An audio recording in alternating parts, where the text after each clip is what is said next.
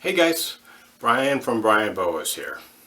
Today I wanted to say a little bit about how I got into Boas and what led me to start the Brian Boas YouTube channel. So I've been up on YouTube now for about 9 months and it's been a very exciting process, so thanks everybody for all your support.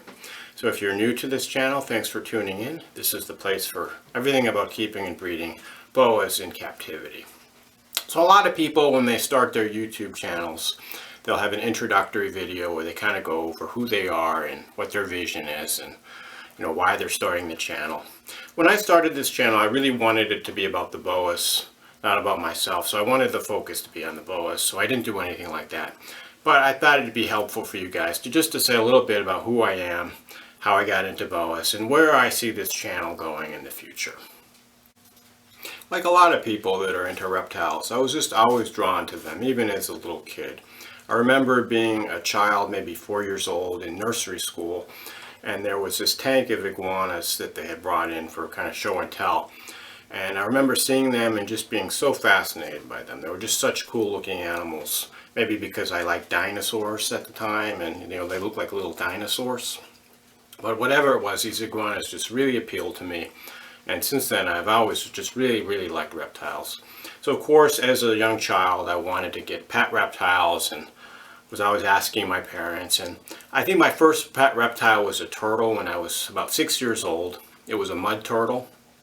And I got it at the local pet shop. And probably not the best species for a 6-year-old child, since it was somewhat aggressive.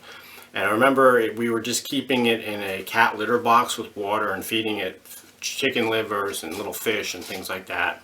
And it actually bit my sister and took a pretty large chunk of the tip of her finger off.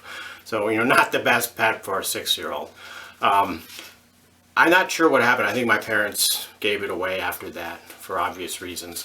But a few years later, I had some animals. They were called American chameleons at the time, but they're really animals, Carolina animals. And I had a number of other types of small lizards when I was a preteen and in my early teens.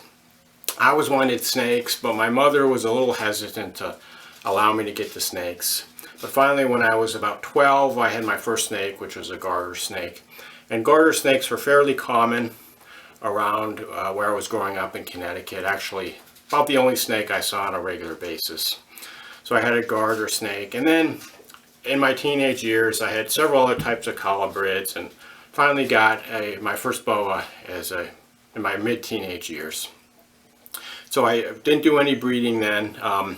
Went to college to study biology, and when I was in college, I got my first animals I was intending to breed, and those were king snakes and milk snakes.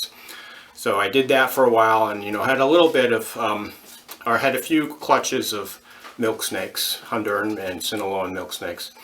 And then I really wanted to get into boas. So I went away to grad school. I was out studying molecular and cell biology. And incidentally, it was my interest in reptiles which led me to pursue a career in biology, which I do to the day, which is a great reason to get into reptiles. But I went away to grad school, and I didn't really have very much money being a grad student. I couldn't afford to have any expensive boas or pythons. Luckily, I came into a little bit of money and was able to buy a few pairs of pythons and boas. I decided I wanted to get kind of the medium-sized pythons and boas. And one of the pairs was a pair of Argentine boas. And these were my first real locality boas. So I thought I'd grab this Argentine boa. This is actually one of the offspring from that first pair of Argentine boas that I got back in, I think it was 1998. But I had these Argentine boas, and I didn't really know anything really about breeding boas. I had the book, The Reproductive Husbandry of Pythons and Boas by Ross and Marzek, which is definitely a classic that you should get. And it's a great book, although it's kind of obsolete. There's a lot of information that's been figured out in the last 30 years that's not in this book. But this is a great book about the fundamentals of breeding boas and pythons. So, like many people at the time, I didn't know that boas take sometimes 5-6 years to breed, to get the breeding size. And so I had these animals that were born around 97, and I started to try to breed them in the early 2000s, around 2000, 2001, and I wasn't successful. So I always had snakes, but I kind of wasn't as interested in them for a few years. I just kind of kept them in the background. And in 2005, I actually moved to California, and I had set up my Argentine Boas. I think it had been a few years since I had tried to breed them, but I tried breeding them again in 2005, and I was successful. And you know, the animals probably were about, I don't know, 7 years old or so, 7, 8 years old at that point, and they bred successfully. And I had this litter, I think it was around 13 babies. So of course I didn't know anyone in reptiles, and this is before the internet forums and things like that. They probably were just starting to get set up. But I actually sold them on Craigslist, of all places. And I know that Craigslist, of course, has a negative reputation today. But back in the day, people would sell and buy reptiles on Craigslist. So that was in 2005.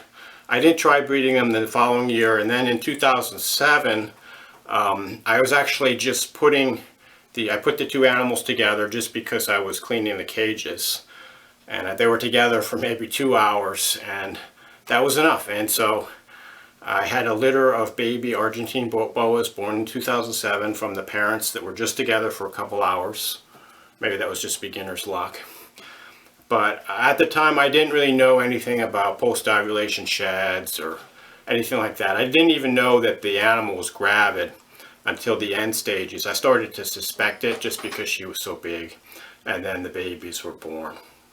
And so those were my two first litters of locality boas. And so at the time, with the second litter, I remember I had a few babies remaining, and I actually took them over to the East Bay Vivarium in Berkeley and ended up trading them for an Indian python, which I thought was a really cool pet, which I still have, and I'll have to share that my Indian python with you guys in an upcoming video. But at the time, I was teaching biology at a community college part-time, and I got in a conversation with one of my students. This is probably about 2 years later, and he told me he was into reptiles, and I told him I had this big python, because at the time, the Indian python was getting bigger, and I thought, well, maybe I should look for a new home for this Indian python. And he said, well, go check out kingsnake.com and faunaclassifieds.com. I started to look at the online reptile classifieds, fauna classifieds, and kingsnake.com, originally with the intention of trying to rehome my Indian python. And then I discovered all of these great types of snakes that were available online that were very rare back, 10 years earlier when I was into them as a teenager and 20 or something. And ended up buying a Suriname Red-Tailed Boa like this one. And originally I decided I would get back into boas, but on a small scale, and I would just stick to the true red tails from Suriname and from Peru. And then I ended up buying a pair from Guyana, and then I saw some Hog Island boas, and decided to add those to the collection. And you know how it is. Reptiles can be addictive, and there's just so many great looking animals out there. It's just always a temptation to add more. And so I decided from the beginning, I'm just going to stick to boas because there's just so many cool herps out there. And I'm one person, I have a limited amount of resources. So if I just stick to boas, it's not going to be that out of control. So I, over the years, ended up buying and acquiring quite a few different locality boas. Not every locality there is, but the majority of the available localities I have represented. In around 2015, I decided to buy a morph boa, and I saw this nice call albino. And I remember when I was in my late teens, early 20s, and the first call albinos became available. They were going for like $10,000 each, and suddenly they were available. This one, I think it was around $300. So I thought it would be cool to pick up kind of more as a pet, not just something I wanted to breed. So I got that one, and I've added a few more morph boas over the years, and I have a small group of morph boas. Of course, my focus is primarily on the locality boas, but I think the morph boas have some cool things to offer for the boa pet keeper. I put together this group of locality boas with the intention of trying to breed most of them. And in the years that had gone by since my early years trying to breed boas, there was quite a bit more information available in online forums and other places on the internet, as well as in books. And in 2014, I had my first litter of Suriname Red-Tails. And then every year since then, I've been producing several litters of different locality boas. At this point, I'm into my second generation of breeding with some of the original holdbacks producing offspring. So I have a really exciting year ahead for the 2020 to 2021 breeding season, and looking forward to getting those pairs set up. Next, I wanted to say a little bit about why I started the Brian Boas YouTube channel. So I was getting a lot of questions from people that had bought my boas, and a lot of it was the same types of questions. So I wanted to have a resource available for my boa customers where they could go online and they could see information about a wide variety of topics relevant to keeping and breeding boas. I had been watching videos on YouTube for a few years and had found some that were helpful in the area of boas, but I couldn't find a channel that was specifically devoted to locality boas and had a lot of information about all the different locality boas. And I thought with my collection and my experience, this might be something helpful for people for me to pass on. So initially I decided, well, I'll just film some videos on the different types of locality boas. I want people to be able to see how they look, you know, and looking at a picture is one thing. Of course, the best is to have the animal in person, but when you see a video, you get kind of a more dynamic appreciation of the boas than just in a picture alone. So I hope that that's part of the help of this channel, that it's provided people with a better look at the different types of locality boas. And I also wanted to cover various topics related to keeping and breeding boas. And when I look online, there's a lot of information out there. A lot of it is not so good when it comes to what people say about keeping and breeding boas. And a lot of it is very judgmental. People have their opinions, and sometimes they can be very rude and antagonistic towards other people online. And it's not a very friendly environment. So I wanted to create a non-judgmental channel where people could get information about keeping and breeding boas and ask questions and make discussion in the comment section below. I know there's no right or wrong with a lot of these topics, and there's many ways of doing things. The way I present is just what works for me and what I've developed over the years. This is not necessarily the only way or the right way even for a lot of people. This is just what's worked for me. So I'm always open to hearing other ways of doing things and other people's opinions. So don't feel like the way I do things is the way you have to do things. This is just what's worked for me. And I'm always open to discussion about how other people do things in keeping and breeding boas. In addition to keeping and breeding these wonderful animals, there's various other aspects of the boa hobby that I cover and will continue to cover on my YouTube channel.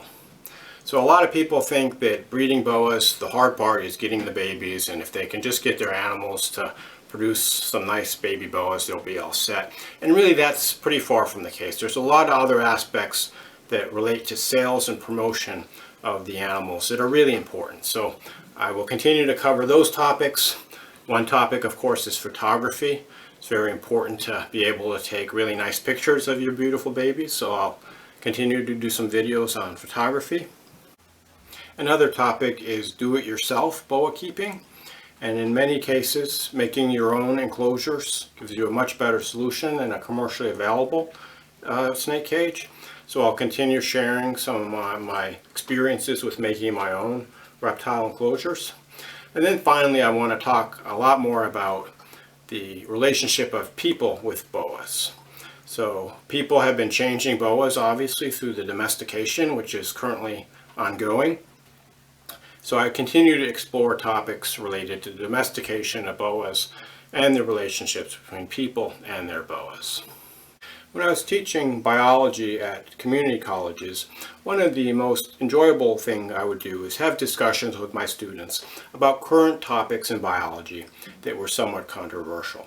Things like cloning and genetic engineering and things like that. So I will continue to seek out topics in Boas that have multiple opinions and somewhat controversial, just so that you can see all the different aspects of the story and hopefully come up with your own opinion about these controversial topics. Now that the 2021 boa breeding season is just around the corner, I plan on making videos sharing with you every step of the way, from pairing up the breeders through the breeding trials to the birth of the babies. I'll continue to make videos discussing various locality and morph boas, as well as sharing tips and tricks regarding boa breeding. And as always, if you have any topics of interest that you would like to see covered on my channel, please shoot me a line and I'll do my best to accommodate your wishes. I hope this video was helpful. Please feel free to shoot me a line if you have any questions or comments. Thanks for watching and enjoy your boas.